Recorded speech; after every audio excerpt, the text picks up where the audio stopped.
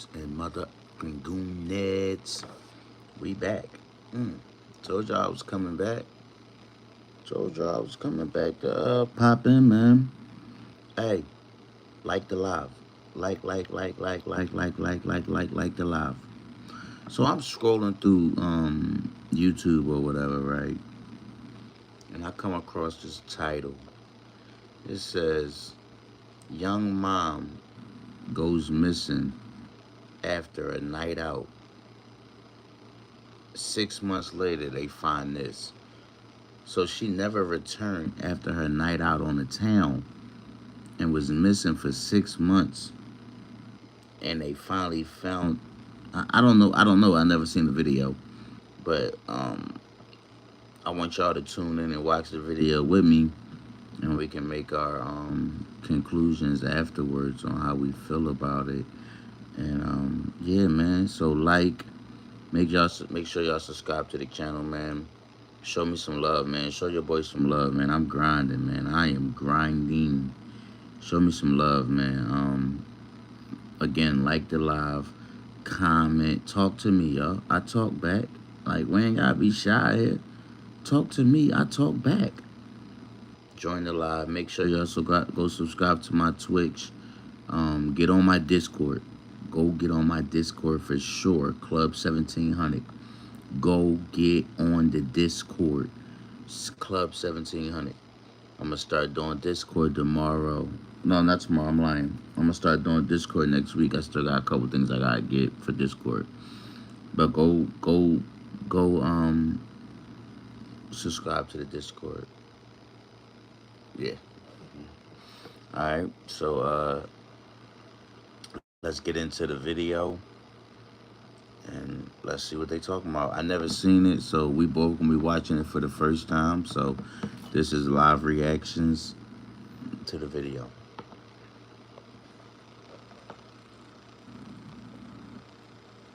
He was a closeted psychopath who had never found a completely defenseless target. She was hurtling down a road, a dangerous path of sex, drugs, and alcohol, racking up one bad decision after another. Damn. One night in Lexington, y'all heard that? Let's go back one more time. Would collide. He was a closeted psychopath who had never found a completely defenseless target. She was hurtling down a road, a dangerous path of sex, drugs, and alcohol, racking up one bad decision after another. Damn, that's a hell of a way to describe somebody. People's lives would collide. What followed was a 6-month missing person search and a tragic and horrible discovery in an unsuspecting family's strawberry patch. That's crazy.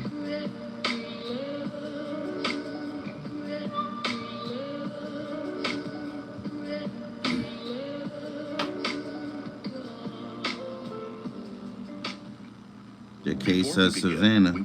Rest in peace, Savannah. Sympathies to the friends and loved ones of Savannah Spurlock.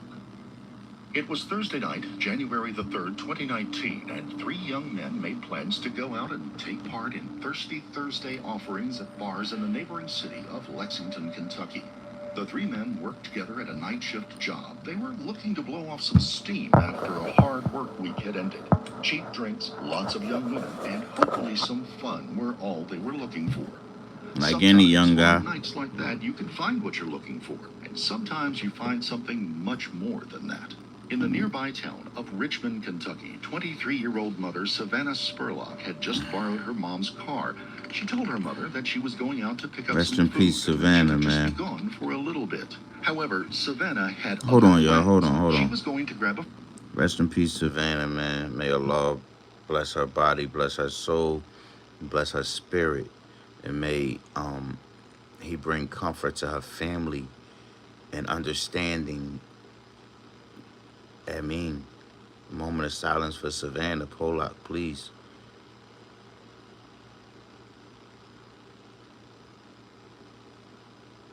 Rest in peace, Savannah.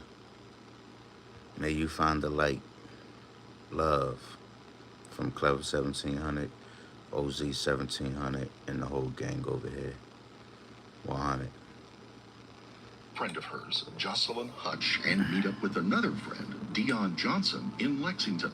She wanted to have a night out on the town for herself. Jocelyn and She needed to get away Dion. from her life for just a little bit. Savannah had a tough month prior to this evening. Almost a month before that night, she had given birth to twins, her third and fourth children. According to a friend, So she gave birth, and a lot of women out here, they know after they give birth and they done been mommy, um, laundry person, diaper changer, bottle feeder. You know what I'm saying? I know y'all go through a lot, postpartum depression, all that types of stuff. So I can understand. I can't say I know certain things because I'm not a mom. You feel me? But I understand coming from a dad's point of view how moms, the things that they deal with and the things that they go through after having a baby. You understand what I'm saying? So yeah, I can dig that she needed that night out to blow off some steam, and they don't really be need. A lot of women don't really need much. That one night out keep them cool for a couple months. You know what I'm saying? Like some women is like, especially if you're a homebody. But let's get back into it, man. It's just sad. So far, it's sad. Like it's not sad, but I can just tell by how she was a great person. she knew she was expecting a child, but didn't have an idea that it would be twins. After an And she had undisclosed twins. incident at It's the crazy. hospital, the twins were sent home with her ex-boyfriend, the father of the children, while she went back to live with her mother. Just 2 short weeks after that, Savannah would get arrested and charged with DUI. Oh, She come on, was scheduled to have a Savannah. court appearance on that charge I mean, on we all January struggle from our 7th own of demons, man. 2019. So I am not and her judging. friend would drive to the third friend's house, You just had park her twins, mom's though, car Vanna. across the street. Savannah locked her large purse inside the car, taking a small clutch with her. It was getting chilly, but she didn't take a coat. They entered their friend's home and began to pre-game, drinking before heading out to the bars. By Right, 1:30 right, a.m., right, they right, decided right. to head to downtown and the local bar scene. Mm-hmm. The three men I mentioned earlier met up in Lexington at the Two Keys bar, but decided to go elsewhere because there would be an expensive cover charge. Instead, they Right. headed down to a place called The Other Bar. There, The the Other three men Bar. settled in and started drinking Jack and Coke. Savannah and her friends also ended up at The Other Bar. There, she and her friends had a couple of drinks and met up with another friend, Kayla Hamlin. Hamlin would have a photo taken with her friends before she called it a night and went home. It also wasn't long before Dion announced his need to leave because he had a court date the next morning. Savannah and Jocelyn told him they would be fine, and he went on his way. Meanwhile, back in Richmond, Kentucky, some 25 miles away, Ellen Spurlock realized that Savannah was not planning on bringing her car home anytime soon. So she called the Richmond Police Department and reported the car stolen. Wow. Police in Richmond would be on the lookout for Savannah and the vehicle, but she was already well outside of their area of observation. That's crazy. Ellen would also contact as many of Savannah's friends as would answer and put them on the lookout for the young woman. Savannah and Jocelyn at The Other Bar proceeded to have So a they was falling only out going for a and night were out, Mom separated by the Dukes. Why club's you already? bouncers Well, she warned probably. them to quiet down Yeah, she probably was or they already would know be what asked to type leave. time her daughter As be on, Savannah like went on her goofball. You're own not bringing my way, car she back. began I'm getting out. on men No, around but the that's bar. crazy though. No, Jocelyn still, found a ride man. home and left for the night after Savannah assured her she could make it home fine on her own.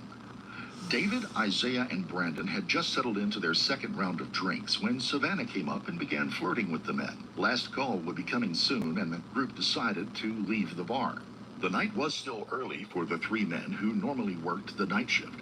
Savannah didn't want to call it a night either, and the four decided to continue partying as a group. Brandon had just moved to the area from South Carolina and was staying with his family, so his place was out. Isaiah had just moved into an apartment and had no furniture yet, so that was out. They decided to head to David's house in Lancaster, Kentucky, a road trip of around 40 He miles. looked like a damn Security psycho. video from a nearby parking deck showed the young woman and the men heading to their vehicles. This would be the last video of Savannah Spurlock. The two men and Savannah would head out, taking a slightly longer way back to David's house. David, alone, would take his black Chevrolet S10 pickup truck on a different route. As Savannah and the two men made the trip to David's house, Savannah's House mom just was looks finally spooky. able to get through to her on FaceTime. Ellen Spurlock would tell investigators that she could see Savannah was in someone else's car, and she could see one of the two men she was with. Savannah then told her she was fine, she would get a ride back to the car and be home in the morning. The call ended, and Savannah put her phone in airplane mode so Ellen could not reach her again. That's Savannah crazy, made it home yo. the next day, and it would be around 9 p.m. on Saturday the 5th when Ellen's car would be found by another friend of Savannah's. Ellen would call off the stolen car report and would make arrangements to have the car returned to her in Richmond. Savannah still wasn't home, but it wasn't completely unheard of for her to not come home right away. She didn't return the next day, Sunday, either, and there had been no text and no updates to her social media pages. Now, the worry kicked in, and a missing persons report was filed with the local Richmond Police Department. Now, with additional assistance from law enforcement agencies in Lexington, Kentucky, and all surrounding counties. Savannah would also miss her court date on Monday the 8th in Lexington for the DUI charge. Shots from the security footage taken at the parking deck were broadcast on local television stations and published in local newspapers, as well as online appeals for anyone who may have information. The three men in the video would rapidly be identified to local police, and each would be brought in for questioning. David Sparks would be questioned by local and state investigators. Law enforcement agencies have chosen to black out the visuals on this interrogation. He would explain how they ended up back That at house his just place looked and treacherous. what happened once they got there. Show up, we listen to music a little bit. She dances a little bit. Me and her walked back to the bedroom. She led me back there, so I followed. A little bit of foreplay, and kissed a little bit. Eventually, throughout the night, throughout the few hours that we were there all together, everybody went back to the bedroom. But it was just in twos, so it wasn't like all of us were back there. It was her and Isaiah and her and me. Anybody get real far back in the bedroom before you know? Ain't nobody spent more than 2 or 3 minutes back there. We basically just hung out, listened to music and stuff like that. Other than that, until You drinking? yes, we was drinking Crown, just straight. What, in shot glasses? Or, Yes, shot glasses. okay, who was drinking? Mainly me and her, because Brandon and Isaiah had to drive back. But me and her was going basically shot for shot. It was pretty drunk. I actually puked before Brandon and Isaiah left. I was in the bathroom throwing up. But Basically, he would explain that there had been some fooling around, but the men had not taken advantage of her when she passed out. He then continued his story. it was probably around 5 o'clock. She was sitting there on my left seat reclines. She's kind of sitting there, and now she's kind of starting to daze in and out. I thought she was about to pass out, so we helped her back to my bedroom and decided just let her sleep, and then in the morning I would give her a ride home or whatever happened. So y'all, who took her back into the bedroom? I mean, Isaiah did. Like one on each side kind of thing? Yeah. Why? Because she was in and out of Yes, she was passed out. drunk? Yes, she was drunk. Did she go up? She did not. That you noticed? And okay. All right, did she keep her clothes on the whole time? Yes. So she had her clothes on? Yeah. She didn't take her clothes off? Nobody ever took her clothes off? All right. So, you put her in your bed. All right. What size is your bed? Is it a double, queen, king? What's that? Queen size. Queen size bed. It's your bedroom. Put her in there. Why'd y'all put her in there? As opposed to somewhere else? I just figured I would give her a bed. Right. Well, is it the best place to sleep now? Yeah. Yeah. So that was comfortable. All right. You turn off lights? Yes.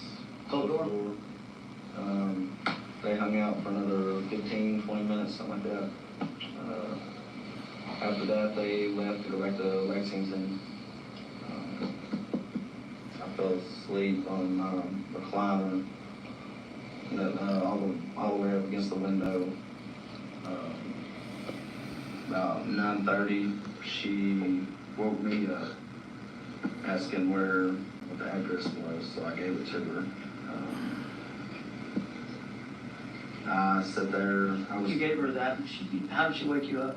Did she do like this or what? No, she never got that close. She just kind of hollered at me, and I woke up. What would she say, hey?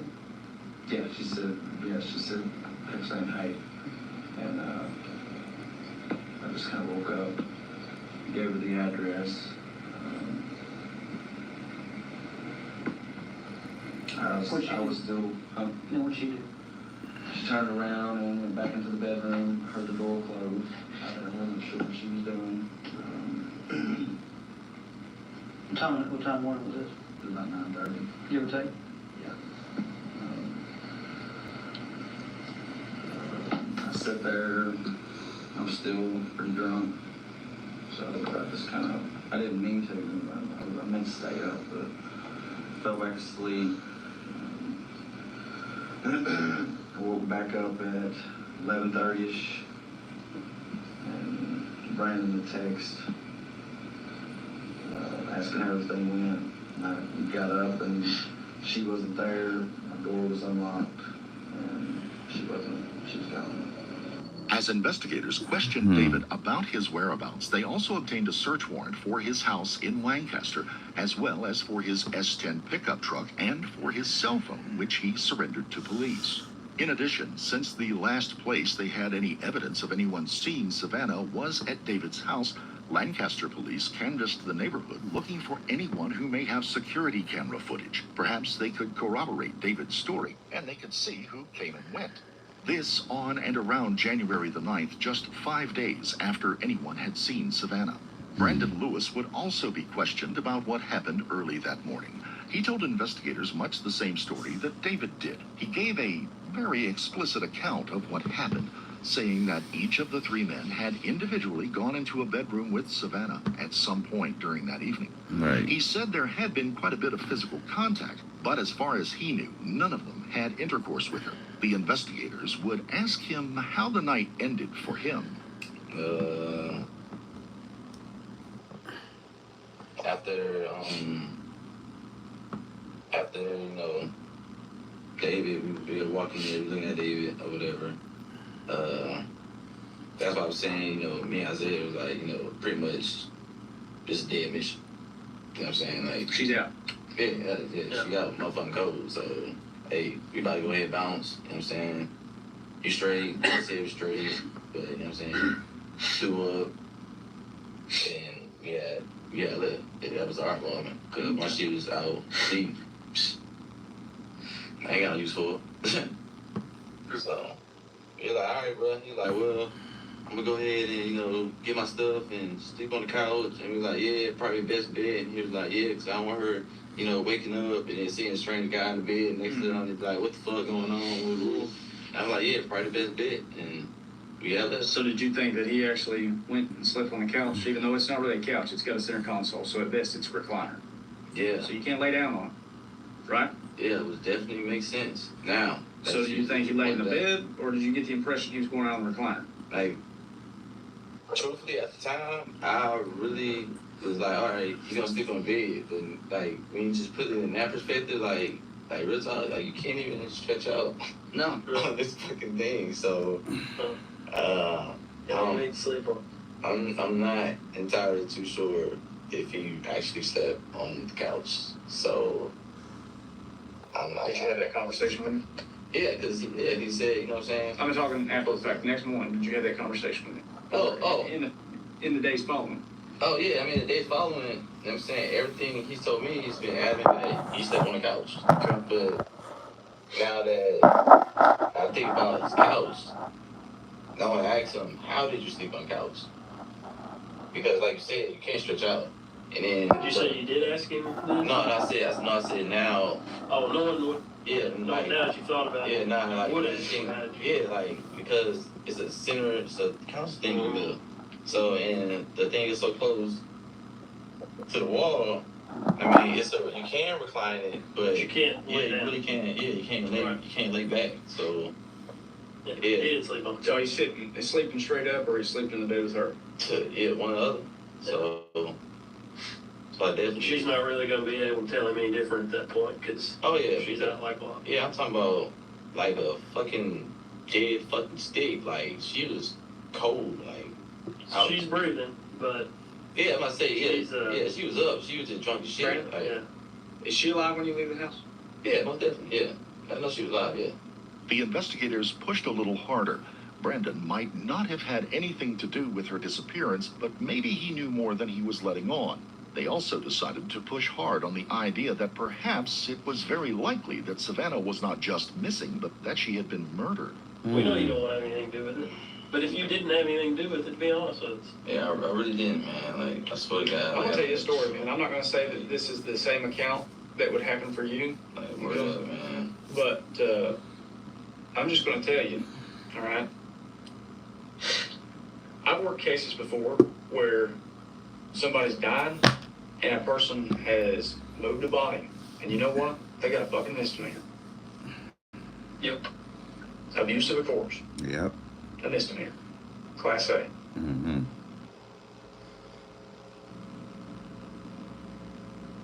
And I worked a case where She was wrapped up in a fucking tarp in the back of a truck, and they dumped her.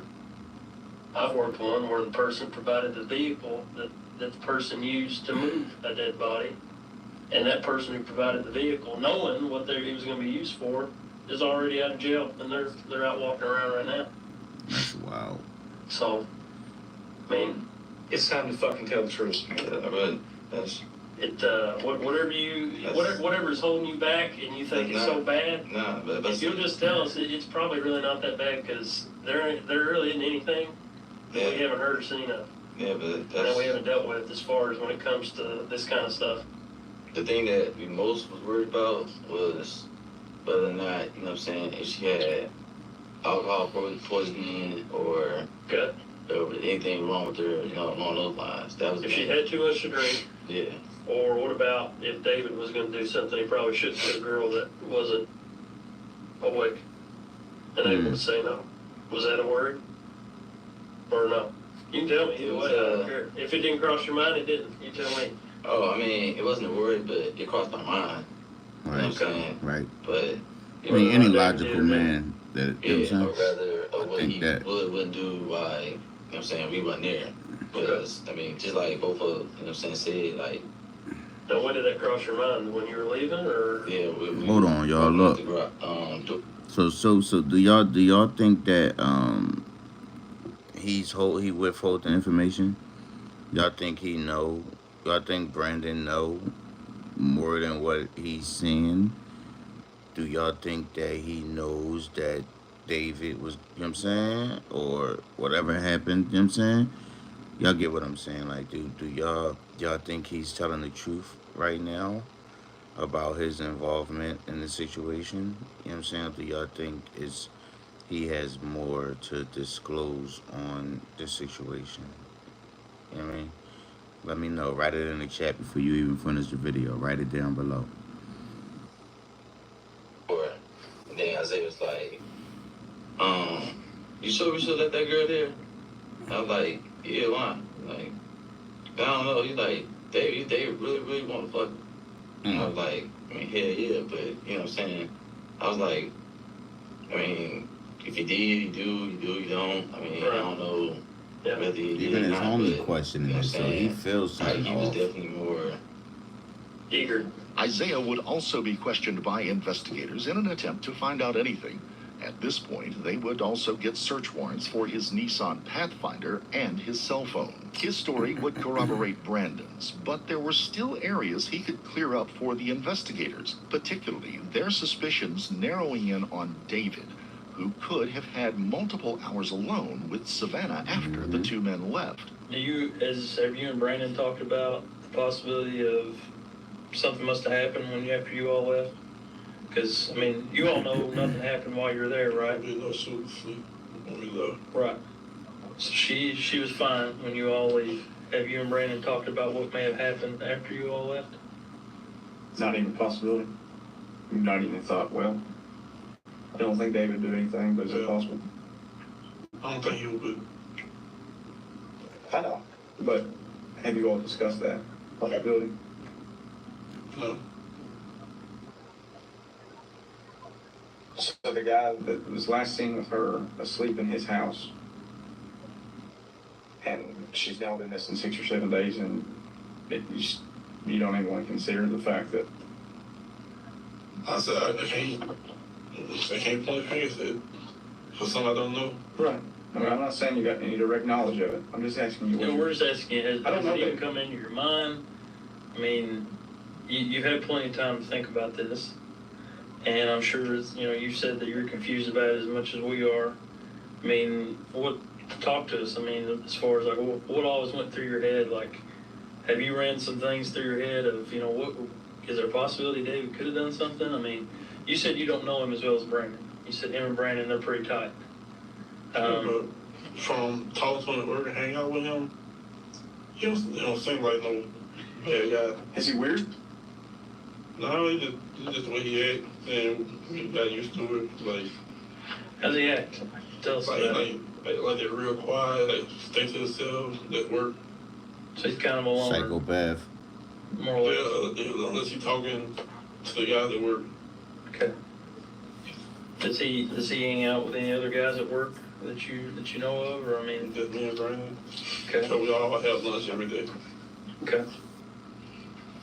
Isaiah, do you have any direct knowledge of anybody that was involved in her disappearance or her death? Listen, Would that ever change? Okay. You're confident of that? I'm constantly. Okay. Is there anybody you can vouch for and 100% say they had no involvement in I didn't know for sure. Savannah's disappearance or death? I didn't know for sure. Me and Frank, but we lived all together. Made it home, like a few minutes after each other. We had that drop them off. So you can 100% for a fact say you And Brandon, and Brandon, absolutely not. definitely not. Okay. The cell phones of Brandon and Isaiah would offer proof the two men had left in the early morning hours, just as they had said. A deep search of the Pathfinder SUV for forensic evidence turned up nothing. The search of David's home, however, was turning up all sorts of interesting, if not incriminating, items. Nowhere in the house was there any personal effects of Savannah. Not a stitch of clothing, no jewelry, nothing. They did find a bedside drawer full of condoms, as well as a .308 rifle and a Derringer-type pistol. There was also an assortment of knives in that same drawer. While those things were taken as evidence, there was And also a zip number ties of and all blood of that. spatters found in the bedroom and on a couple of doorways in the home. Samples were taken of each to be sent off to the crime lab for investigation. Had they found some hard evidence in those that Savannah had been killed in that house? Oh, Not wow. yet. But they did find something disturbing. A notebook. There was a handwritten letter by David inside. The contents were chilling, particularly in light of the information they were seeking. The letter would, in part, read, "How do you explain the feeling of nothingness to a normal person? That death befalling on all those around you has no effect. I felt so alone, so damaged that I've created fake personas around everyone I know, hoping wow. to fit in, to feel accepted. It only makes me angrier. I keep the dark, true side of myself hidden in the deepest places of my mind, and have done so successfully for years. Hell, my whole life." He would continue later in that letter. "I feel no true love for anything. Now that I know what I really am, I see a greater need to hide my true self. What are you? But I just want to be free. I stay in a constant state of aggravation. Nothing seems to help anymore."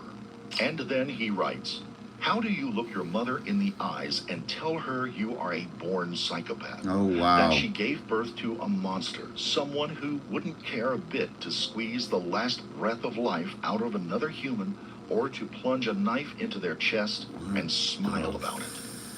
Was this a Hold up, manifesto man. showing? That was some creepy shit there.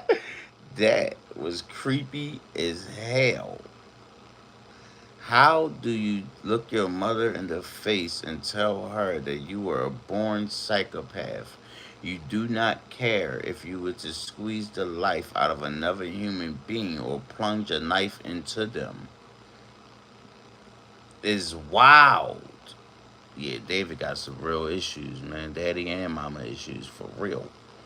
He said, I, I make up these fake personas. Yeah, he's a psychopath. Textbook Ted Bundy, Jeffrey Dahmer type. Yeah. One of them. That he was the person who acted on those feelings when Savannah was left alone with him? Or was this just some rambling of their worst thoughts on a bad day in a journal?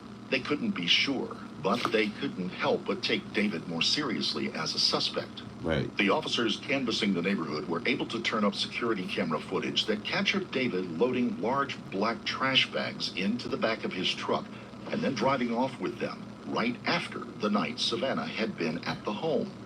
Investigators who had performed the search of the Sparks home said that it had the appearance of something that had just been cleaned. Everything was in its place, nothing disheveled, and one officer felt the bottom half of every wall had been wiped down. Had this just been David loading trash from a big cleanup of the house that morning, or was he disposing of evidence? Following up the local area landfill, investigators and cadaver dogs turned up no evidence. The state crime lab had also turned up nothing of any interest on the items sent from David's house.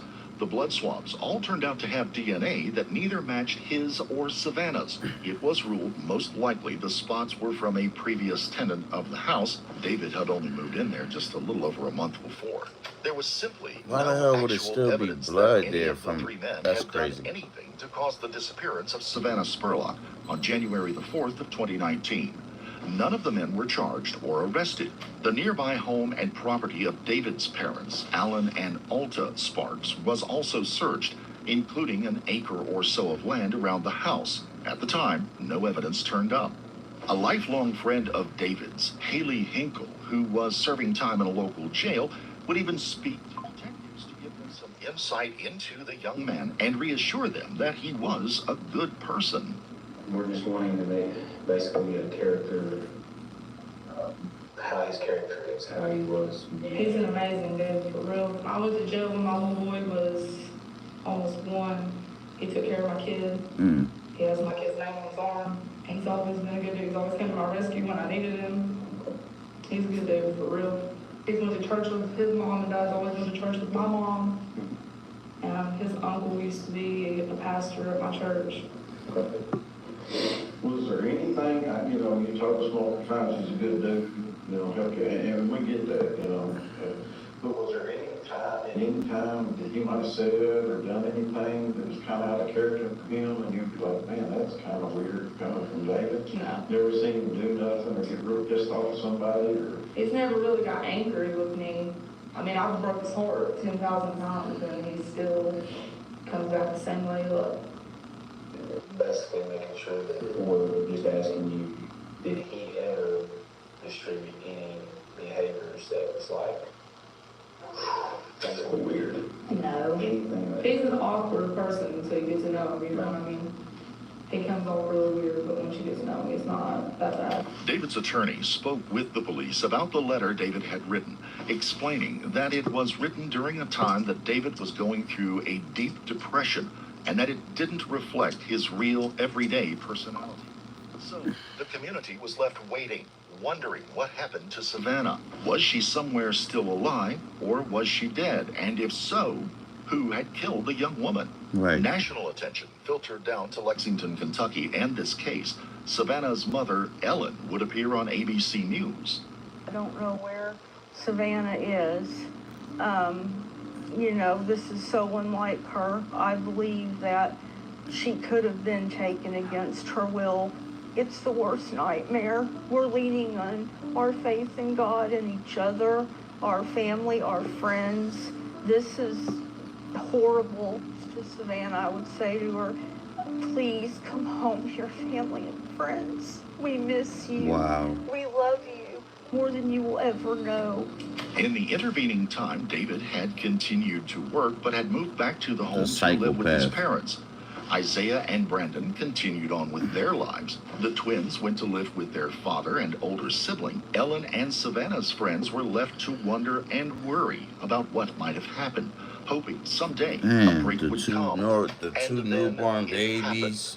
The Richmond Police Department got a call from the attorney representing Alan and Alta Sparks. They said they wanted to report a foul stench coming from a strawberry patch in their backyard. They needed the police to come down and find out what it was. As the Kentucky State Police were notified, a search warrant was obtained and a group of officers went and immediately secured the scene.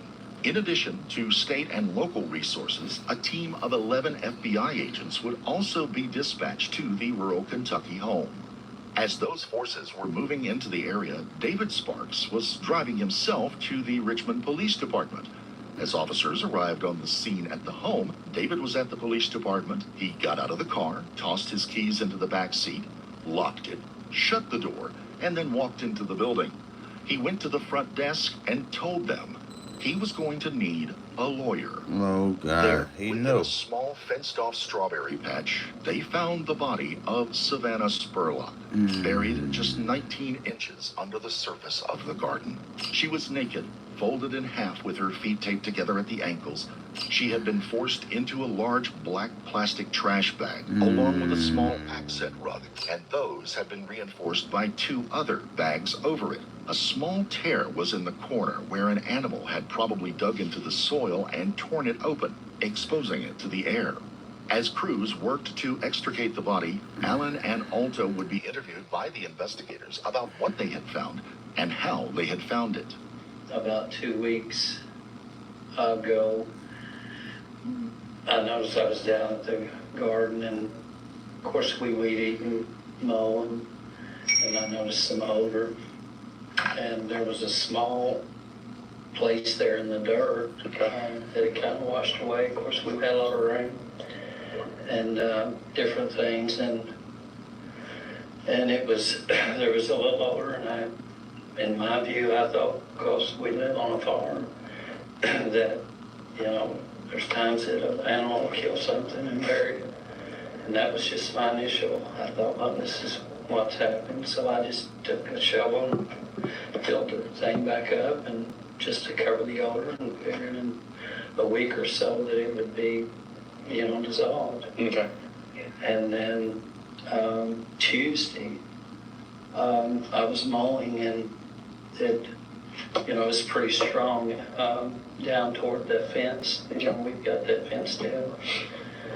And so